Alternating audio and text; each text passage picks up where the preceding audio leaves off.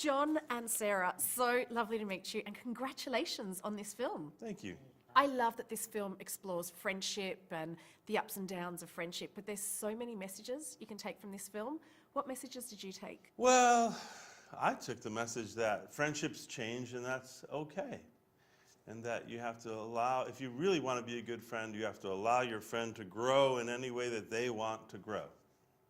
Yeah, and change is scary and the unknown is scary. It's very human to feel that way, but we have to be brave and let the people we love grow and change in the direction that they want to, you know? I mean, the filmmakers talk about how they thought about this story because they looked at the last line of the first movie, right? And the last line, Ralph says something like, if that kid likes me, I can't be half bad, or something like that. Yeah, that kid likes me, I must not be so bad.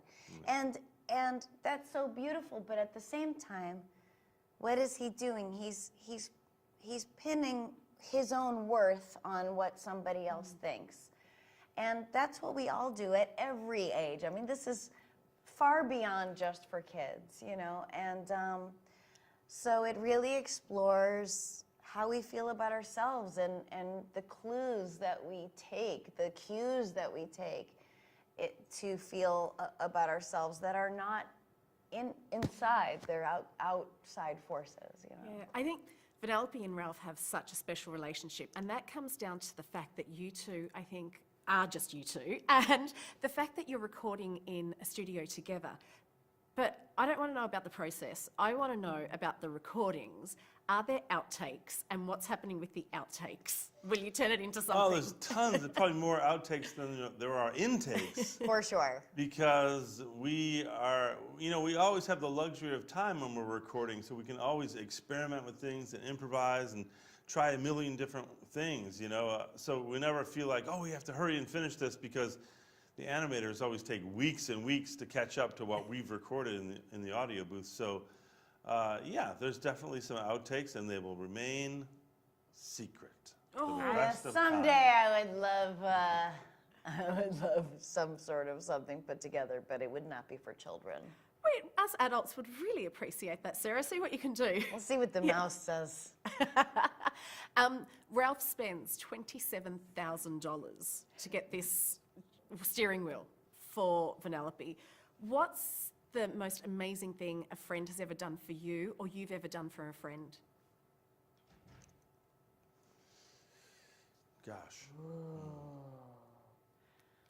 One time I was almost thrown out of university, and my best friend, who was a teacher at the school, advocated for me and got it reduced to just probation.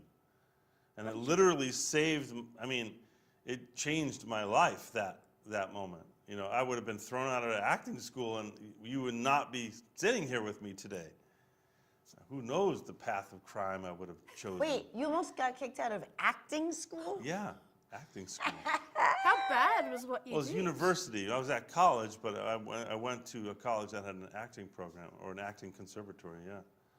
Ooh. Yeah, now they regret that, because I'm one of their biggest fundraisers. Wait, why were you getting kicked out? You tell your bit. I told my bit. We don't have to get into it. Disciplinary issues. Artists don't like to be told what to do. I might have been a little late a couple times and wasn't not contrite enough about being late or something.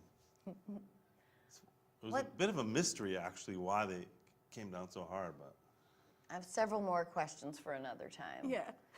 For me, wow, I can think of so many, but I'll just take one time I lost my license for speeding. And also when they pulled me over, I pulled over onto the wrong side of the road, and I should not have been on the road. But my best friend, Carrie, picked me up every morning before school for the 3 months I had my license taken away, and she taught me how to drive a stick. wow. Yeah, and I really ground down her gears. In this film, Vanellope says, I don't know what I'm going to do if I'm no longer a gamer, a racer. It's who I am. if you could no longer be in this profession, how do you think that would make you feel? The profession of acting? Yeah. Well, we got a few easy pivots: directing, writing, producing. I mean, they're just adjacent. Well, I mean, if I couldn't do it professionally, I'd probably still just want to make people laugh and stuff. But I have thought about this: either a teacher, or I work with. Can you imagine if you were a kindergarten teacher? I would just like worship you, Miss Silverman. Miss Silverman, can I help with the erasers? Because you'd be like this. But they'd be like, beautiful "What's woman. erasers?" Because they don't have that anymore. They don't? Everything's Chalkboard computerized. erasers? Maybe dry erase. Or I'd work with mentally disabled people. Or I'd go like full like Diane Fossey. Who's the other one? I love her. Jane Goodall? Yeah. Work with gorillas and chimps and stuff. Well, they're all amazing professions, but I'm glad you've chosen to do this profession. Thank you Me so much for the too. entertainment. My pleasure.